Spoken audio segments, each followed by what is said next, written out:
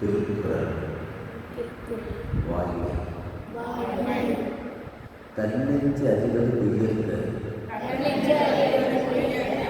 பொய்த்தமிழ் தன்னெஞ்சே தன்னை சுடும். ஒருவன் மனதறிய பொய் சொல்லக்கூடாது. அப்படி பொய் சொன்னால் அவன் மனமே அவனை துன்புறுத்திக்